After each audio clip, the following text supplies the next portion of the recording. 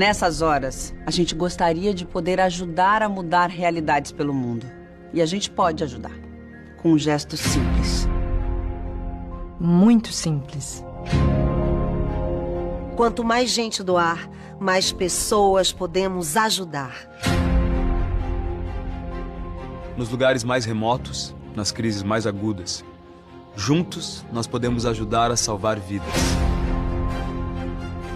Doar para Médicos Sem Fronteiras é levar cuidados a quem mais precisa. Juntos, podemos fazer a diferença. A nossa doação não tem fronteiras. Junte-se a nós. Faça sua doação para Médicos Sem Fronteiras. doe.msf.org.br. Já vamos começar, então. Estamos aqui diretamente dos estúdios da Rádio Lajeado. Tu conhecia a Rádio Lajeado? Eu só ouvi pela internet. Já tinha ouvido pela internet? Sim. Então, começando o Rogerinho Convida de hoje, só de ver o coletinho já dá uma alegria, assim, porque o pessoal do Médicos Sem Fronteiras está aqui, representado pela querida Verônica. E estou muito feliz de te receber aqui mesmo. Sou um grande admirador do trabalho de vocês. Ai, muito obrigada. Obrigada pelo espaço, pelo convite. E é sempre uma honra, né? Poder falar sempre com a população e levar um pouco do nosso trabalho. Pois é, o trabalho de vocês eu conheço através de um amigo, Samuel Johan. Tu deve conhecer. Claro, meu colega de trabalho. É teu colega.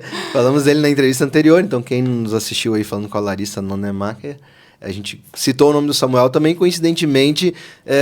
Há um link aqui entre as duas entrevistas, porque a Larissa esteve na linha de frente lá nas enchentes, né? E vocês estão acostumados a estar na linha de frente de grandes catástrofes e enfim... Emergências. Emergências, né? Situações de refugiados, de guerra e tudo mais. Né? Então, muita gente não entende, às vezes, o trabalho do Médicos Sem Fronteiras. Por exemplo, eles acham que todo mundo lá é médico, né? E não é. Tu é médica?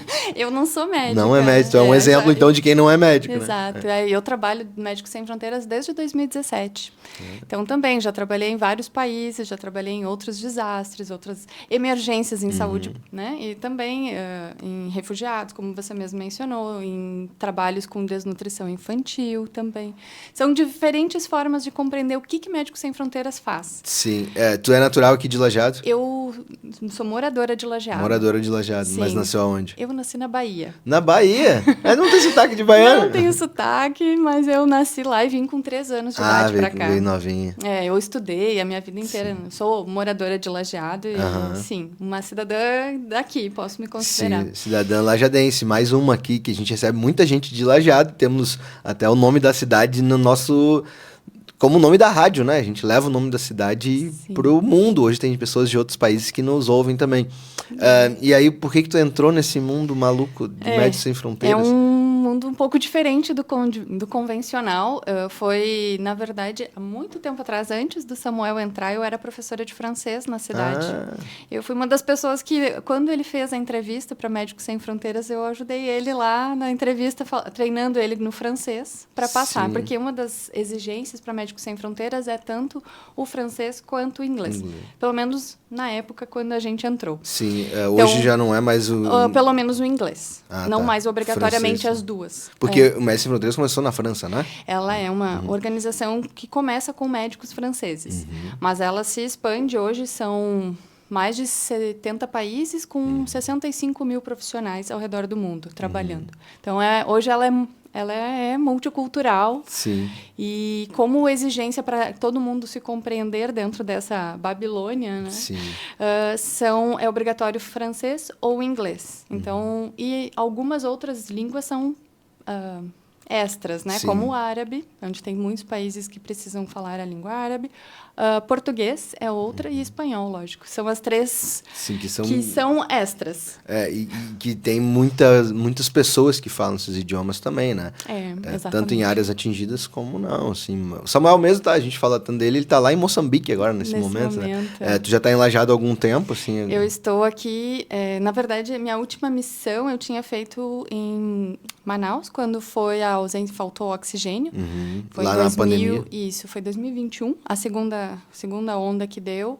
E aí depois eu acabei trabalhando com outras organizações também em emergências, Mas com Médicos Sem Fronteiras, eu até já tinha resolvido que eu não queria mais trabalhar com desastres, que eu queria viver uma vida mais normal. Sim. Eu resolvi me estabelecer de novo em Lajeado, criar raízes, assim, cuidar das raízes aqui, Sim. né? E no domingo, antes da enchente, eu tive uma conversa com o Samuel. Nós dois desabafamos, dizendo, vamos tentar outra coisa, porque Sim, isso a gente pesado, cansa, né? É muito desgaste físico e Mental. emocional. E sem falar que a gente não consegue realmente estabelecer as nossas raízes. Sim. Elas ficam... são ciclos. Então, a gente cria as raízes com a nossa família, nossos amigos e sai, e volta. Porque, para quem não tá entendendo, eles, do nada, eles podem te chamar a qualquer momento e tu ir para uma missão em qualquer país do mundo, assim, né? Então, eu acho que as pessoas, eu tô tentando trazer um pouco a tua realidade, assim, pessoal Muito também, obrigada. porque eu acho que é importante as pessoas entenderem que tem seres humanos ali, como todos nós, apesar de vocês serem heróis, né? Super-heróis. Não somos nada disso, não. Mas a gente vê vocês assim.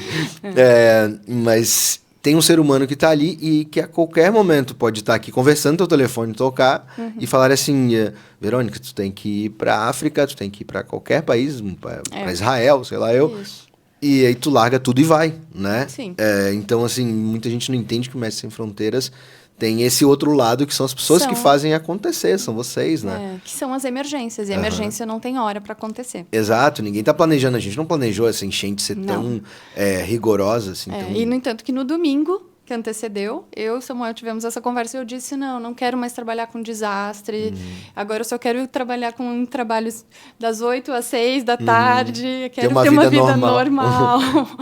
E 48 horas depois, eu tava ligando pro Samuel, onde é que tu tá, que tu não tá aqui no Parque do Imigrante? Eu não tô te vendo aqui. Sim. Aí, logo em seguida, ele apareceu e aí nós fizemos o contato com a organização, com os nossos superiores, dentro da América Latina, como Bruxelas, para fechar o que poderia ser feito e o que estava acontecendo. Na quarta-feira à noite foi a nossa primeira reunião e validado, então, para a gente fazer um mapeamento. O que seria isso? É identificar de que forma o Médicos Sem Fronteiras poderia atuar na região aqui. É muito importante dizer que não é só em Lajeado que Médicos Sem Fronteiras está atuando, é em todo a extensão do desastre do Vale do Taquari. Começando ali por Mussum, nós chegamos a fazer mapeamento em Santa Teresa, mas vai de Mussum até Cruzeiro. As outras cidades que também foram afetadas, nós temos um plano assim para logo mais. Daqui uns dias vai ter novidades. O que também nós vamos oferecer para outras cidades que não estão no nosso radar direto, mas que foram atingidas, como Mariante, Venâncio, nos arredores Bom ali de Cruzeiro, um Retiro, pouquinho mais além. Taquari, própria Santa Teresa, que eu mencionei. Então, a gente tem uma ideia de cuidar deles também, mas nosso primeiro foco de atenção foi de Mussum a Cruzeiro. E esse trabalho de vocês na enchente, para quem não entende, vocês não foram lá ajudar na limpeza, por exemplo, né? Tiveram que provavelmente ajudar também, porque todo mundo teve, né? Sim, mas esse mapeamento foi o quê? O que foi isso, né? Então, nessa quarta-feira à noite foi autorizado que nos apresentássemos com o colete, porque desde a terça-feira eu estava no Parque do Imigrante como voluntária moradora de Lajeado. Tu já estava lá Sim. sendo voluntários como todos nós aqui. Exatamente. A única diferença é que eu tinha um pouco... Eu sabia o que mais podia ser feito. Talvez essa era a única diferença. Por já ter vivido... enfim, então, na quarta-feira à noite foi autorizada e, a partir da quinta-feira, Samuel e eu começamos a circular pela região. Nós dois, então, ficamos trabalhando até domingo. Foi o tempo que o Samuel ficou. Ele já estava com a passagem comprada para Moçambique, tudo certo, né? Ele estava tudo encaminhado para sair do país. Então, ele disse, eu só posso ir até domingo. E aí, a pergunta foi, Verônica, se tu não assumir, quem vai assumir? Eu, tá bom, entendi. Deixa eu pensar, deixa eu ver se eu vou ter forças. E por quê? No momento em que a gente começou o mapeamento, nós dois já sabíamos que o projeto deveria ser saúde mental e talvez mais alguma coisa. Saúde mental era, sem dúvida, um dos pontos fortes. Porque, quando tem desastre, nós sabemos o que pega, e a saúde mental é o psicológico das equipes, é a condição dessas equipes de continuarem. Então, isso para nós já é como uma das primeiros desgastes natural dentro de um desastre. Quem são esses profissionais? Os da linha de frente. A defesa civil, a assistência, a saúde, a própria educação. Então, são os profissionais que estavam fazendo 12 horas de jornada de trabalho, 16 horas de trabalho por 2 semanas. E isso, o que acontece? Num desastre, num processo com Médicos Sem Fronteiras, é o tempo de uma troca de equipe. A primeira equipe é a que trabalha sem parar, até conseguir... quando começar a pensar em folga, está na hora de trocar a equipe. Quase isso. Chega no limite. Só que a diferença é que eu não fui trocada, né? Eu fiquei. Só tinha você. Aí, claro, na sexta-feira começou a chegar a equipe já para ajudar a mapear, para identificar. Hoje nós estamos em 10 pessoas, ainda aqui na região. Já tivemos mais. Então, nosso primeiro foco foi cuidar das equipes. E o primeiro sentimento foi onde é que estão as pessoas mais cansadas? Foram dentro dos abrigos. Bom, nós não tínhamos ainda profissionais especialistas em abrigos, que não é a nossa grande especialidade, mas que a gente sabe cuidar da saúde mental das pessoas que estão ali. Então, de que forma poderíamos fazer? Tem uma equipe de profissionais trabalhando em Porto Alegre, que se deslocaram para cá. Muito importante, Médicos Sem Fronteiras não trabalha com voluntários. Vocês são remunerados, todos são contratados. Então, esses profissionais de Porto Alegre, que já são treinados, já conhecem todo o sistema de Médicos Sem Fronteiras, então, eles vieram e, uma semana depois, a ideia foi que eles entrassem dentro dos rodízios, dentro do rodízio das equipes, dentro dos abrigos. E aí nós tivemos que fazer alguns recortes. Quais eram as cidades que a gente conseguiria acompanhar e que estavam com maiores abrigos? Foi Encantado, Lajeado e Estrela. Por que acompanhar? Porque também eram profissionais que, por mais que já conhecessem a organização, não eram assistentes sociais, não eram profissionais prontos para um abrigo, como eu voltei a dizer, não era a nossa especialidade. Mas, uma forma de proteger os profissionais que estavam cansados e que precisariam de folga, essa foi a nossa primeira intenção. Passado isso, a ideia foi que aí entrássemos num projeto de saúde mental para os profissionais, que agora está sendo, além de fazer uma primeira conversa. Deixa eu explicar que é muito importante também que Médicos Sem Fronteiras não atua sozinho. Então, nós chegamos, a primeira coisa foi pedir autorização para o Estado. Defesa Civil. Para o Estado, para os municípios, e aí dentro dos municípios são direcionados. Cada um, ou é a Defesa Civil, a Secretaria de Saúde, a Secretaria da Assistência Social, Desenvolvimento Social, a Educação. Então, nossa conversa é sempre pedindo licença para as secretarias, para o município, para o Estado. Com todo um respeito também ao trabalho que eles estão fazendo, né? Todo mundo. Porque vocês vêm para somar, vocês vêm para apoiar, não vêm para...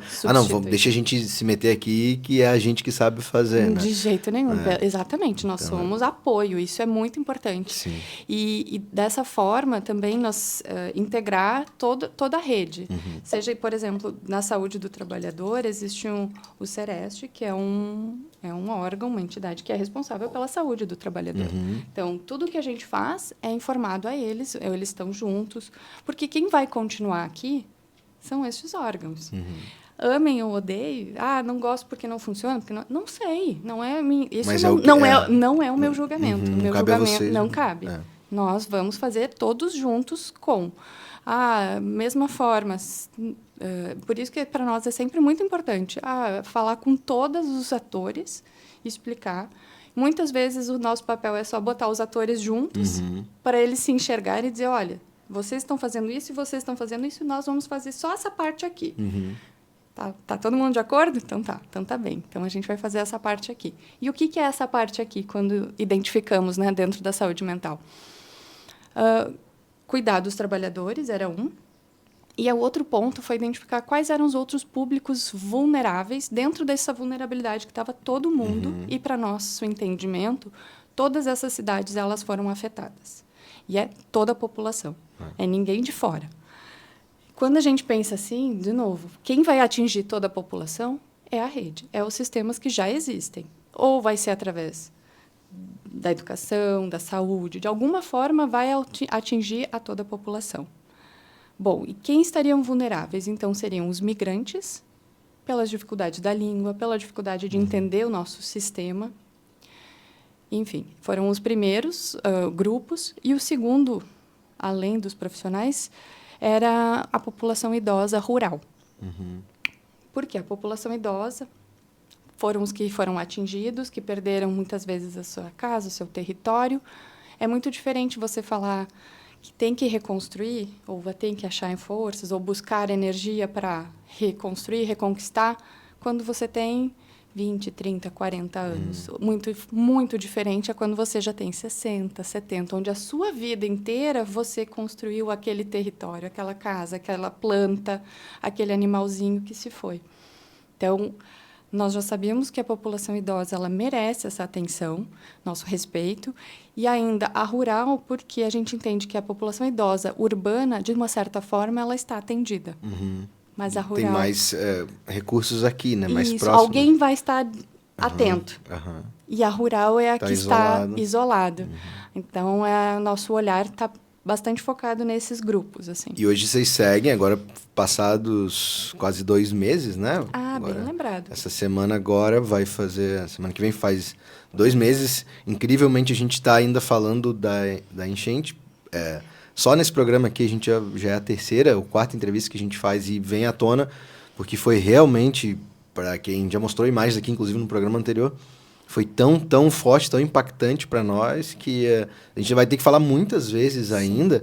E eu mesmo estou tentando fazer um trabalhinho de montar um documentário, porque tem uma coisa que me preocupa muito, além desse pós-enchente, é o pré da próxima, né? Porque agora mesmo, hoje, essa noite, a gente veio numa noite de muita chuva e o rio já subiu de novo. Eu venho lá de Colinas e vi que ele já está chegando lá em cima de novo. Então, quer dizer, esse medo ainda está e eu acredito que ele tenha que estar não como forma de medo, mas como forma de alerta pra gente, assim, uma coisa que eu não me conformo é as pessoas não saírem das suas casas. Eu sei que é muito difícil deixar os seus bens, enfim, tudo mais, mas, assim, acho que a preocupação humana, ela tem que vir em primeiro lugar. Eu quero, de alguma forma, trazer isso para as pessoas de, gente, tudo bem, é horrível perder a tua geladeira, mas pior é tu perder a tua mãe, teu filho, tua própria vida, né? Então, assim, pelo menos na minha visão, mas, assim, eu acredito que talvez até formas de tirar as coisas, ter alguns sistemas que a gente não tem. A gente passa por enchente aqui no Vale do Taquari há muitos anos. Não é de agora, 60, 70, 80, 100 anos, sei lá. E a gente ainda não está preparado. Parece que foi a primeira, evidentemente foi a mais forte. Mas em todas as outras eu vejo o mesmo sofrimento. Claro que não dessa forma. Proporção. Nessa proporção, mas a de 2020 foi terrível. Foi. Né? E teve gente que perdeu tudo lá, há 3 anos atrás. Gente, 3 anos só, entende? Então, por que a gente segue apanhando para enchente? Vai apanhar também, porque a gente ainda não criou, né? Na próxima que vem, a gente vai apanhar tanto quanto, né? Espero que não.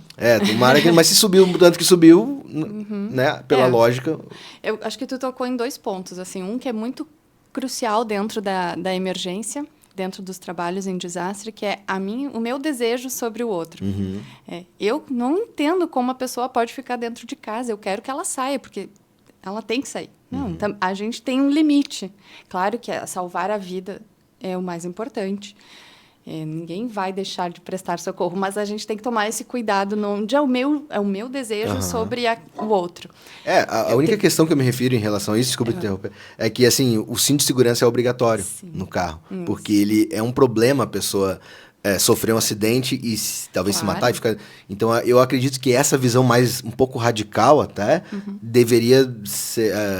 Claro que, lógico que a gente não vai chegar e arrancar a pessoa da casa dela, mas eu acredito que tem um sistema que né... Mas tu falou em outras coisas que eu concordo plenamente contigo, que é como é que pode se montar uma forma de, até mesmo, a retirada das casas. Nós participamos muito próximo, quando teve a segunda enchente, foi em outubro, né? Agora, então, nós passamos do 4 de setembro, que foi... 4 e 5 de setembro, que foi a devastadora, e em outubro voltou a subir o rio, já teve outra. Nós estivemos no abrigo do SEM ajudando a receber as famílias, a descarregar caminhão, a fazer o que tinha que ser feito ali. Por isso, não importa a sua profissão nesse momento do desastre, o que tem que ser feito é feito. E por ter acompanhado essas famílias, primeiro tem que parabenizar a todos esses profissionais que ficam fazendo as mudanças, que são excelentes. Assim, o Lajeado tem uma equipe muito boa. E, assim, meus parabéns mesmo, porque a energia deles trabalhando sem parar nas condições de trabalho que são possíveis, são possíveis. E com, assim, me pareceu muito respeitoso e muito bonito esse trabalho. Porém, é aquela coisa assim, o que pode ser feito para facilitar? Não tinha por exemplo, nada que pudesse ser um carrinho para a gente transportar para acomodar as famílias. Então, foi tudo carregado. Ao final da noite, foram das 11 até as 5 da manhã carregando coisas e a nossa medida de cansaço foi quantas geladeiras tu carregou. Cada um sabia. Cada geladeira é um baita de um esforço, né? Exato. Então, foi... claro que trazendo isso dá para pensar em quantas outras facilidades é possível. Falando do carregar e descarregar caminhão, mas o que mais nós, enquanto munícipes, podemos também pensar? É o alerta, a comunicação com as famílias, a prevenção de vamos tirar com X horas de antecedência, que eu sei que isso já existe, mas será que é o suficiente? Eu posso dizer que não, porque se fosse assim não ia ser tão sofrido, né? E acompanhando tantas enchentes há tantos anos, assim, porque a primeira coisa que eu faço é ir pro Parque do Imigrante e ver o que precisa. E, assim, há um descaso. Não estou falando da prefeitura, não estou falando de ninguém especificamente, há um descaso geral. E a prova disso é que agora, quando subiu de novo, se tu perguntasse para as pessoas que sofreram há um mês atrás, a pior enchente da vida deles, não, mas não vai subir essa. E foi exatamente o que foi dito na outra, e exatamente o que sempre é dito, entende? Então, a minha implicância é essa, assim, por que quando toca um alarme de incêndio, todo mundo sai do prédio, né? E tu sabe que é só um treinamento. E eles fazem isso todo mês, tu sabe que toda vez, na verdade, qualquer um deles pode ser um incêndio. Então, assim, eu acho que a gente tem que ser um pouquinho mais incisivos, assim, no tratamento à enchente, porque é o nosso pior problema aqui. É a única catástrofe que a gente tem no Vale do Taquari, natural, né? Então, e as secas também, né? E as secas que aí não levam... A estiagem, ela não acaba não levando vida ali humana, leva animais, às vezes. Mas, claro, prejudica muito a economia. Muitas famílias que dependem disso, né? E também há um certo descaso aí. Porque a gente, mas a gente compra lá de Goiás, né? Tá aí o agricultor aqui, né? Que é a preocupação que vocês estão tendo agora... Talvez seja a primeira vez que alguém vá lá e fale assim, não, o agricultor precisa ter um olhar também, né? Ele está lá no meio do nada, às vezes, sem amparo nenhum, né? Exato. Então, acho que a gente tem que começar a ser um pouco menos brasileiro, assim. Brasileiro sempre deixa tudo para a última hora, que legal, que bonitinho comprar o presente de Natal na última hora. Mas na catástrofe, não, né? A catástrofe não respeita isso, né? Não, com certeza não. E em planos de contingência, de mitigação, que são isso, esses planos, eles precisam ser levados mais a sério. Eu acredito que o que a gente viveu não vai passar batido. Eu tenho essa esperança. Espero que não, espero mesmo. Eu tenho muito essa esperança. E acho que a ação de vocês aqui também é muito importante por isso. Só o fato de o Médicos Sem Fronteiras se envolver, eu acho que já dá um peso maior, até porque vocês não vão em qualquer território. Então, isso é uma coisa que a gente não conversou, né? Médicos Sem Fronteiras é uma organização médico-humanitária que leva saúde e cuidados para populações vulneráveis. E em que circunstâncias é possível atuar? Eu acho que nós começamos a entrevista falando um pouco disso, né? Médicos Sem Fronteiras pode atuar ou em contextos de conflitos armados, guerras, em epidemias, pandemias, como o que a gente viveu em Manaus, e aqui na nossa cidade também. Mas em que momento ou em desastres naturais? Em que momento que Médicos Sem Fronteiras age? Quando há um momento em que o próprio sistema não dá conta. Foi o que aconteceu em Manaus, quando colapsou o sistema de saúde por ausência de respiradores e oxigênios. E na cidade de Lajeado, precisamente na região do Vale, perdemos a comunicação. Cidades ficaram ilhadas. Nós não tínhamos conexão com Porto Alegre. 386 parou. Sim, tu estava em Lajeado, não saía de Lajeado para lugar nenhum. Exatamente. E eu lembro, na terça-feira... porque até então eu tinha recebido os alertas da Defesa Civil, uma enchente e tal. Até aí, até a segunda-feira, eu não tinha assistido as imagens do que estava vindo. Eu recebi o alerta na minha cabeça, Mais um alerta. Tudo bem, a cidade sabe o que fazer, as pessoas estão atentas. O que foi realmente a proporção dessa enchente, ela extravasou a capacidade do município de atender. E isso, para mim, foi na terça-feira de manhã, quando os helicópteros começaram sobrevoando, eu disse, isso não está normal. E aí, claro, eu também fui atingida. A tua casa também? Sim, que nunca pegou. Sim, porque teve, pra quem não entende, teve casas que nunca tinha pego, entrou 1,20 m, 1,50 m de altura. O meu prédio até o topo da garagem. Assim, Imagina fechou. dentro de um prédio, cara. Foi algo surreal, inimaginável. Surreal. Então, tudo isso, assim, foi dando sinais para mim de que a coisa estava muito fora. Quando os helicópteros começaram, que eu entendi que a Benjamin fechou, aí eu disse, não, gente, peraí, eu vou lá para o Parque do Imigrante. Porque aí o meu corpo também já não estava mais deixando ficar onde eu estava. E ao chegar lá, eu vi que o negócio era muito maior. Foi.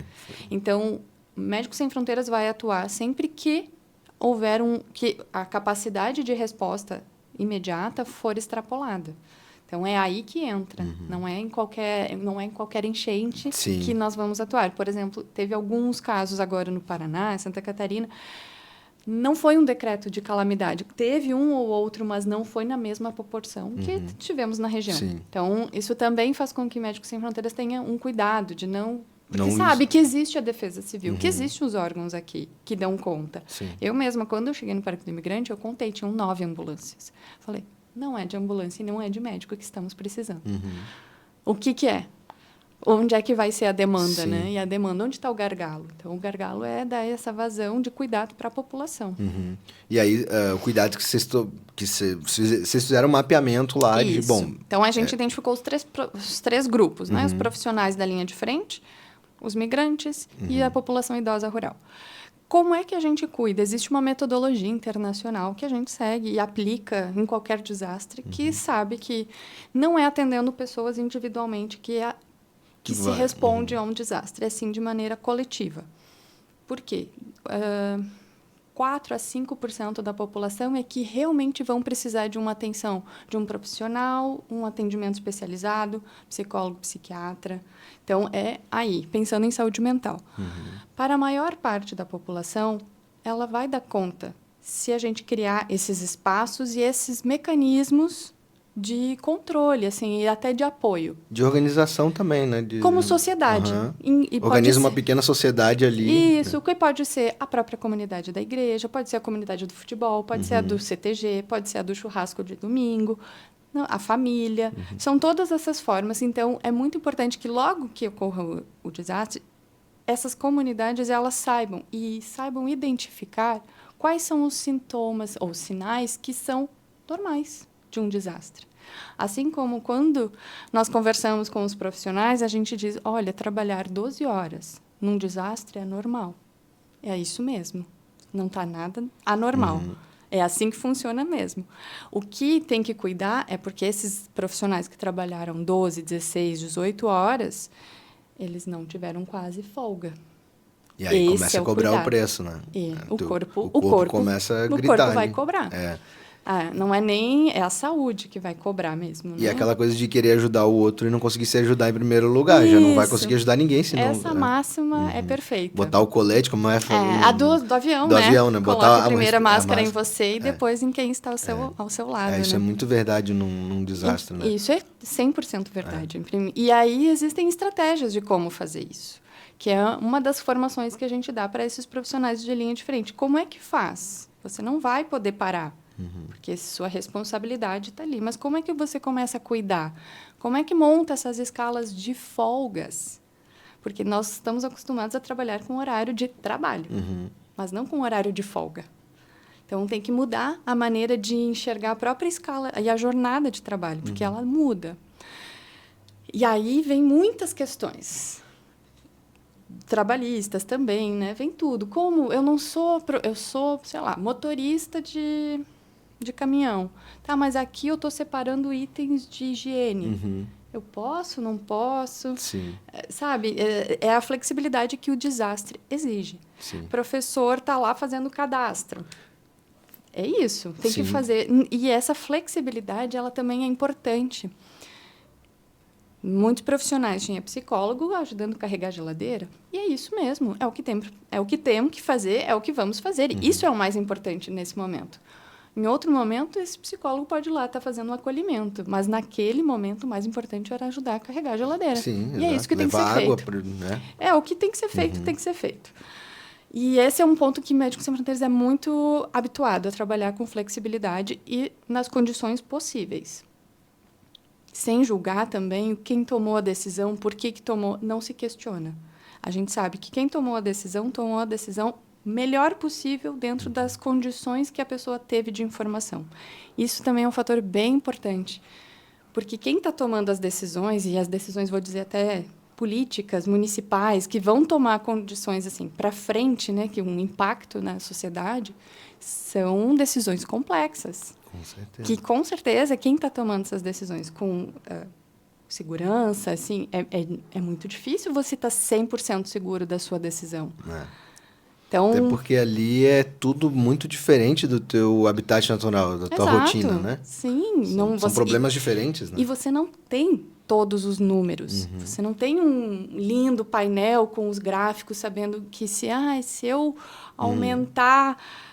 talvez a área de risco, vou conseguir mais ou menos. Não é uma coisa tão perfeita, assim, onde a gente tem uma visão completa de todo o cenário. Está todo mundo construindo ainda os seus números, os seus indicadores, tem algumas informações mais concretas, a gente sabe, mas tem muita informação que ainda ela é nebulosa, assim, a gente está descobrindo. Principalmente nos primeiros dias, né? Depois, com o passar do tempo, tu vai, né, entendendo algumas coisas. Vai entendendo, mas aí não adianta culpar que, por que o fulano não avisou que ia subir tantos metros? Sim, exato. Isso não tem. Não, e não tem, quando eu me refiro a essa questão da prevenção ou do alerta, não é nem assim, não tem culpado mesmo. Porque ainda mais nessa que foi sem precedentes, né? Todos culpados. Somos todos culpados juntos, exatamente, essa é a minha visão. Assim, eu falo por mim mesmo, é normal o nosso jeito de agir nessas situações é sempre desdenhando um pouco. É sempre dizendo, não, mas está subindo só um pouco, mas não vai chover tanto assim, entende? Então, e depois que acontece que a gente vê o resultado e, infelizmente, essa aí foi, assim, esperamos que nunca mais aconteça desse jeito, né? Mas aí vocês pegaram essas pessoas, falaram também com os órgãos, os responsáveis e tudo mais, e aí foram para a parte psicológica também, do cuidado da... Que é um pouco disso. Dessa metodologia, ela ajuda, então, tanto com uma equipe de psicólogos que faz essa formação e ajuda as equipes a enxergarem como é um processo dentro de um desastre, tanto como você faz esse cuidado das crianças, dos pais, das escolas, que é para os professores e os educadores, ou até mesmo para quem trabalha no CRAS, na assistência social, no desenvolvimento, está ali, ou até mesmo os enfermeiros, a própria defesa civil, que tem que dizer que a tua casa está embargada, porque agora ela está... sem condições, não pode mais voltar para casa. Isso tudo tem um impacto na vida das pessoas. Com certeza. E como quem dá essa notícia também pode fazer esse cuidado de uma maneira mais humana. Essa é a nossa tentativa de entrega, né? Que é o que a gente está fazendo nessa região com os profissionais. Que eles entendam como funciona esse processo no desastre e qual é a sua implicação, porque o nosso entendimento de saúde mental é que não precisa ser psicólogo. Sim. Não precisa ser um psiquiatra para fazer o primeiro cuidado psicológico. Então, é esse que é o primeiro ponto, assim, de qualquer profissional, qualquer pessoa pode fazer um cuidado psicológico, seja do seu grupo, da sua equipe, da sua comunidade. Que às vezes pode ser até mais eficaz que um psicólogo, né? Exatamente, porque já tem um vínculo, já sabe como o que é normal para aquela pessoa, como ela reage. Se ela é explosiva, ela pode continuar sendo explosiva num desastre, ou ela pode se tornar uma pessoa apática. E aí vai observando. Então, nós temos os psicólogos que estão cuidando dos profissionais e, do outro lado, nós temos os promotores de saúde que conversam com a comunidade. Justamente, quem são essas lideranças comunitárias? Como é que a gente, dentro da comunidade, quem é que organiza? Como é que vocês se organizam? Por exemplo, no Conservas, eu fui no dia 5 de setembro, cheguei lá no abrigo, que é um abrigo comunitário. Era o abrigo que tinha luz com base num gerador da própria comunidade. Ou seja, a própria a comunidade já Se tem organiza. o seu jeito de funcionar, já sabe, porque é uma área que é muito atingida, então eles também têm uma resiliência sobre, isso, um conhecimento sobre como agir. É esse conhecimento que não pode ser ignorado. Com certeza. E que muitas vezes não é ouvido.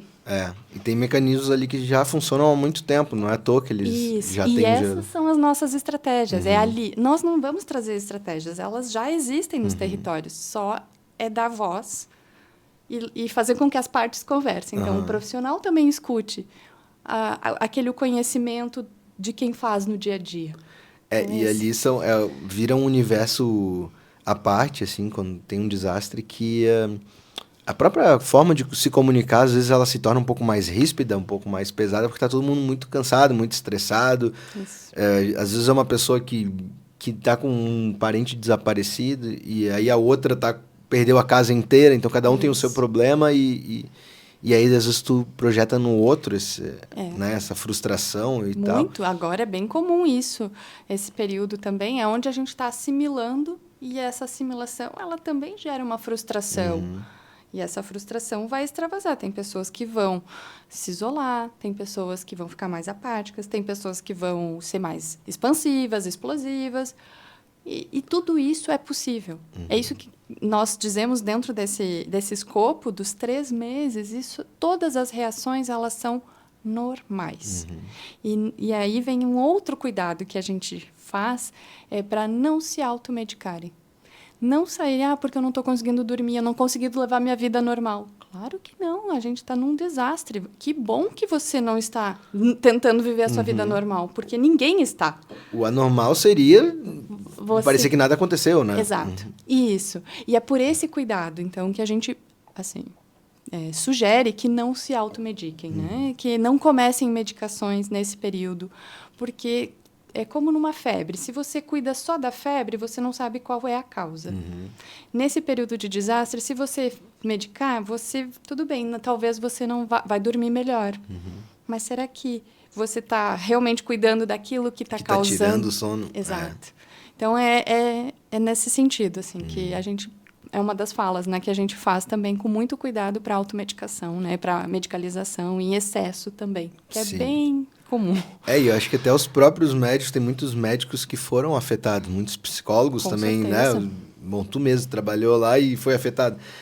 Então, acho que isso também às vezes te impacta de uma forma que tu tem que, eita, peraí, deixa eu voltar aqui para a realidade para tentar tratar um paciente, sem esquecer a minha realidade.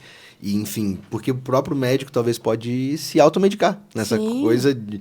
Não, mas é só agora, são só 2, 3 meses. E aí vai se alastrando, né? Porque a gente também não sabe... Mas ele ainda tem consciência do que ele está fazendo no corpo dele, né? Essa é a diferença, né? Agora, quem não... menos ainda, né? Quem não Sabe tem o dos conhecimento, efeitos, os efeitos disso, né? Porque, como a gente falou, o corpo vai cobrar.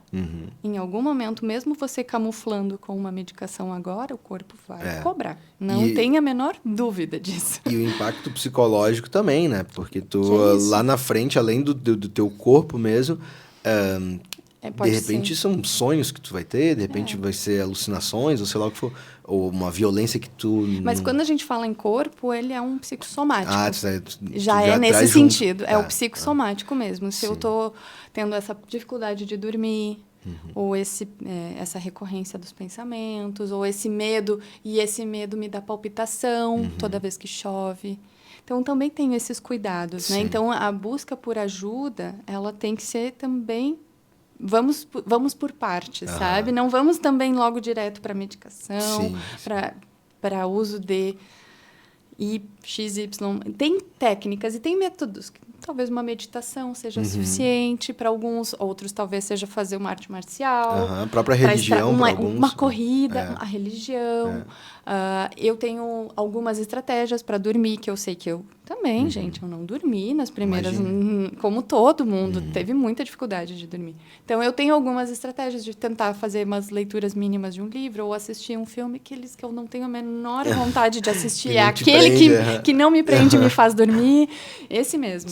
Então, são... Assim, não é para olhar, é só para distrair o cérebro para poder desligar. Então, para desligar um pouquinho daquela realidade também. Isso. E hoje vocês fazem rodas de conversa? De Então. que forma que vocês atuam nessa conscientização? Não sei como vocês chamam. De uma certa forma, são rodas de conversa, mas a gente tenta, né? Porque o que aconteceu? Nesses primeiros 30 dias, os próprios espaços públicos para ocorrer essas rodas de conversa, eles estavam Sim.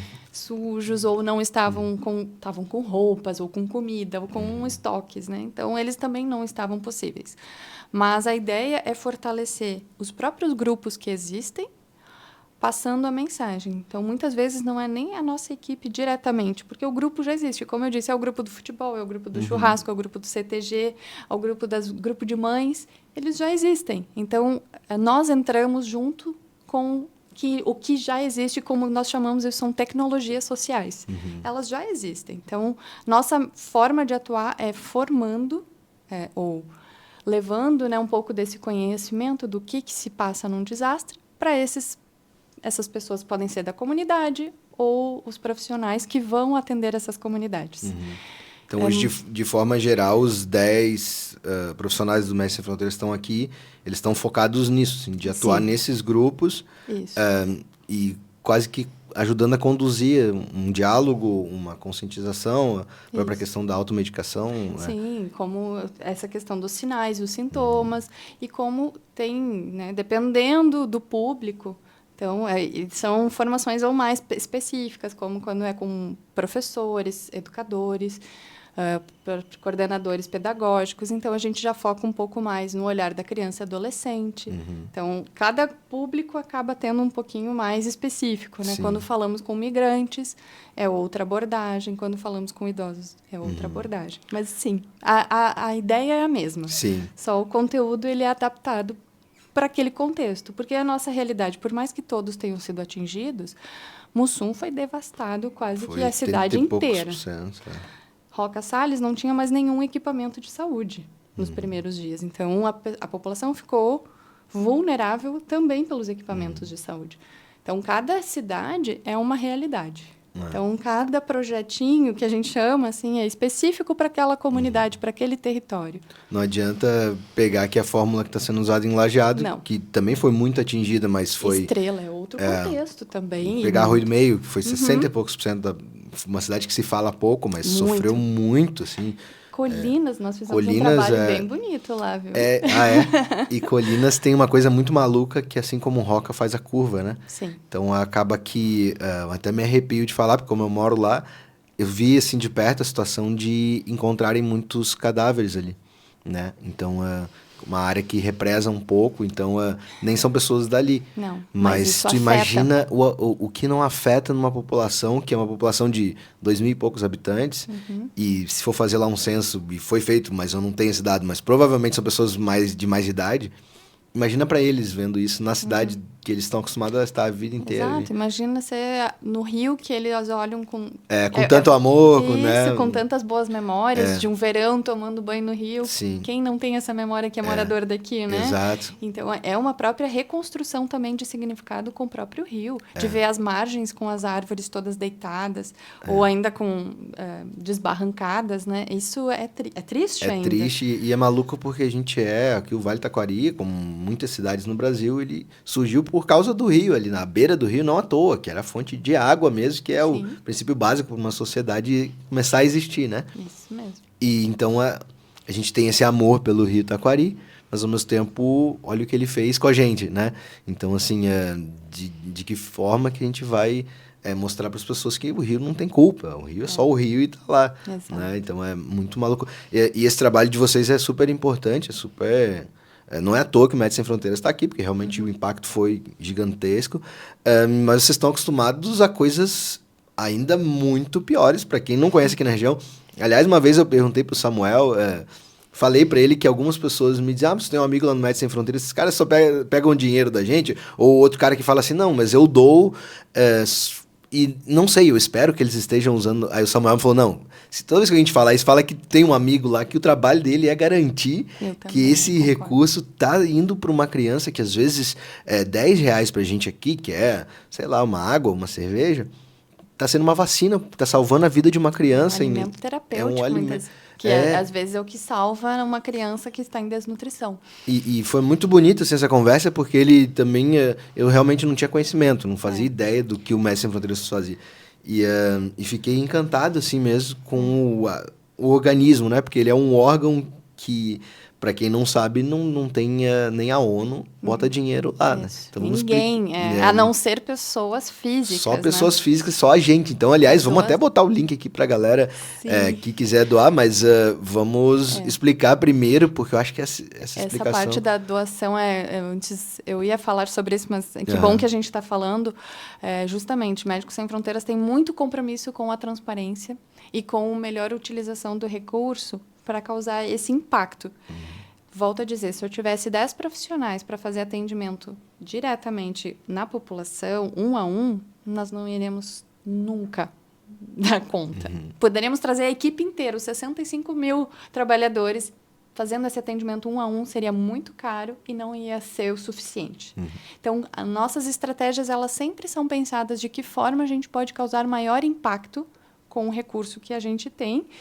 E aí é sempre uma negociação também, né? Porque isso tudo tem um orçamento. Bem importante dizer, o nosso orçamento aqui, quando Samuel e eu fizemos o primeiro contato com Médicos Sem Fronteiras, nós dissemos, não queremos nenhum projeto para 30 dias, ou vem para 90 dias, ou não vem. Por quê? Justamente no desastre, os primeiros 30 dias é onde estão todos os atores externos, os voluntários, é todo mundo com energia nos 30 dias iniciais. É no máximo 30 dias, que foi o que aconteceu. Em outubro, quem é que ainda ficou aqui? Então, foi quem realmente está na linha de frente, quem está trabalhando, quem já está cansado. Então, foi nosso cuidado, ok, deixa todo mundo estar ali, nós mais quietinhos, observando e montando nossos materiais e se preparando para começar, de fato, a agir mais agora nos 60 dias, ou o que nos restam ainda aqui até o final do mês. E é muito importante isso, assim, de que forma a gente pode causar maior impacto com os recursos possíveis. E isso é muito importante também com o doador, em respeito ao doador. Como a gente pode atender 10 municípios, 8 municípios com 10 profissionais. Sim, é possível. Quando a gente faz com respeito, e é isso, o respeito desde a entrada, da chegada, pedindo permissão, seja num abrigo, seja no município, seja no estado, com esse respeito. E é um respeito também com o doador no momento que a gente faz a transparência, de que forma estamos utilizando esse recurso, por que esses profissionais foram os profissionais escolhidos, qual é a experiência, qual que é a bagagem, né? Cada um dos nossos profissionais, assim, eu posso dizer com orgulho, sabe? O porquê que estão completando o time. Sim. Todos têm a sua razão de estar ali. Sim, mas com certeza, eu te digo com toda certeza, assim, uma especialista em luto, outra especialista em crianças, outra especialista que já trabalhou em outros contextos com Médicos Sem Fronteiras em grandes volumes, outra veio de Mariana, onde teve também um desastre. Então, assim, se eu te digo, assim, cada um tem a sua pérola. Posso falar, temos também um haitiano trabalhando conosco. Que legal. Para justamente ajudar nessa mediação cultural. Que também foi um país que foi muito atingido lá. Sim, e que nos ajuda também a conversar. Porque Médicos Sem Fronteiras é isso. Cada profissional tem o seu espaço, e não precisa ser só médico. E esse respeito com os doadores é porque, de fato, é um compromisso. E é um compromisso diário, podem ter certeza, assim... trabalhar tantas horas, muitas vezes o meu papel, assim, que fica escondido, porque eu estou lá conversando com quem não aparece, né? A gente está só lá tentando, vamos conversar aqui, vamos chamar o pessoal ali, que são os decisores. Às vezes não é tão gratificante como está. Muitas vezes, assim, eu digo, posso garantir que nos primeiros 30 dias, tinha vários dias que eu tinha vontade de estar limpando as casas, limpando as ruas, do que estar em determinadas reuniões, assim. Sim. Então, é um trabalho que talvez não é imediatamente percebido, mas ele vai deixar um legado, com toda certeza. É porque a limpeza tem lá, pega um rodo e tira aquela lama e limpa e tu vê, tem um feedback instantâneo, né? Na hora. Uma pessoa te dá um sorriso, te dá um abraço e tal. Quando tu tá numa reunião Até com mesmo, gestores, dificilmente vai ter, obrigado por ter feito essa reunião e dito que serão 10 pessoas aqui. Dificilmente alguém vai te agradecer por isso. Mesmo E muitas sendo... vezes as pautas são muito delicadas É, e mais tensas. mais pesadas, nem é sobre, né, que bom ter 10 pessoas. Às vezes eu tenho que se avisar. virar com... Porque não tem pessoas. Sim, Né? Não estou falando de Médicos Sem Fronteiras, mas é o que às vezes é a pauta. As pessoas não estão mais ali. Sim. E aí, voltando à questão das doações, para as pessoas entenderem quem doa seus 10, 20, 30, tem gente que doa muito mais, eles têm uma responsabilidade muito grande com as pessoas que doam. E tem um compromisso, inclusive, todo ano sai um anuário Isso. com todos os... É aberto, né? Isso tudo é público. Então, é tudo público. Como a gente disse antes, não tem governo que bota dinheiro lá, não tem... Indústria farmacêutica, nada, nem pensar. nem pensar, porque daí seria um grande mercado para eles também, uma forma de se promover. A própria ONU, como a gente disse, que também provavelmente queria se aliar a vocês. Então, assim, é uma instituição que, nossa, é incrível nesse sentido, é muito, assim, muito, realmente... eu não, acredito que não sei se talvez tenha, mas eu não conheço outra no mundo que funcione desse jeito, a própria questão dos conselhos e tudo mais. E o próprio fato de vocês serem contratados, porque se fosse voluntários, acho que também não teria como funcionar da forma que funciona, né? Não daria. Não, as pessoas, né, teriam outras responsabilidades. E assim, no momento em que você assina esse contrato e esse termo e essa responsabilidade... ela não é só num horário de trabalho. Eu sou responsável por isso durante todo esse contrato, no período que eu estiver. 24 horas por dia, 7 dias. Exatamente. E isso é muitas vezes, a equipe está num hotel, no final do dia tá lá, também está ainda conversando, porque chega alguém que pergunta e viu que estava ali. E é isso, é representar a organização. Assim como nós recebemos tantas pessoas aqui no Vale. Muitos chegaram para nós e disseram, eu sou doador, que bom te ver que vocês existem.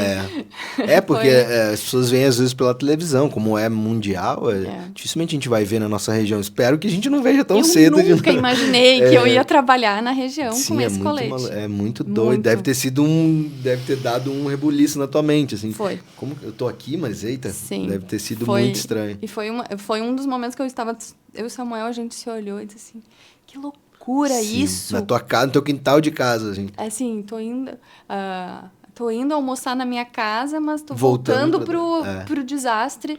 Assim, foi bem difícil, eu confesso. Assim, não foi tão simples. E ainda eu acho que vai ser difícil assimilar. Assim como para mim ter trabalhado em Manaus foi muito difícil de assimilar, que era no meu país, agora na minha região. Então, isso também vai ter um impacto. Sim. Eu ainda não sei exatamente como eu vou ficar, mas eu sei que eu vou ter um descanso logo ali na frente. Precisa, né? Já estava querendo antes.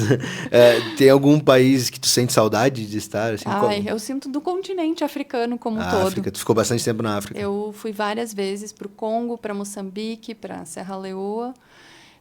Deu para conhecer um pouco, mas a cultura, o jeito de se comunicar, quando a gente não sabe a língua, e muitas vezes eu falo que a comunicação ela não depende da língua, do idioma, é o olhar.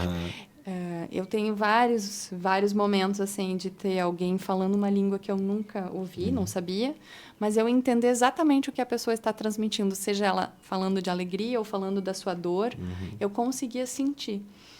E eu acho que a África se conecta muito fácil com os brasileiros. Sim. É a nossa raiz, né?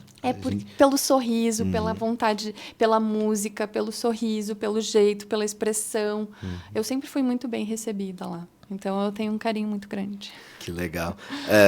Nós somos todos descendentes de africanos, mesmo a galera aqui do Vale do Taquari, que vem de origens alemãs. Exatamente. E é maluco que na minha família mesmo, minha mãe não é de origem alemã. Então, é origem totalmente brasileira no sentido de, sei lá, Silva e assim, Moura, sobrenomes totalmente mais brasileiros do que Schmidt, que é a parte do meu pai. Então, me sinto muito africano também. Ah, que bom. Na verdade, a gente é brasileiro, né? É, Brasileiro, e acho que é brasileiro essa é tudo. junção de tudo.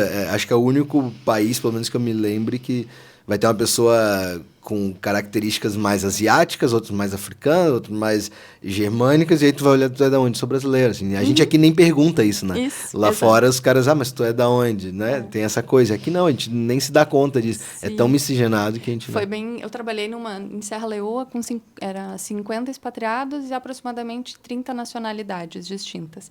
E aí, um determinado dia, assim, era todo mundo sentado em volta da mesa. E aí, todo mundo disse, mas de onde que tu é? Cada um foi dizendo de onde era. Ou melhor, todo mundo tentando adivinhar de onde o outro era.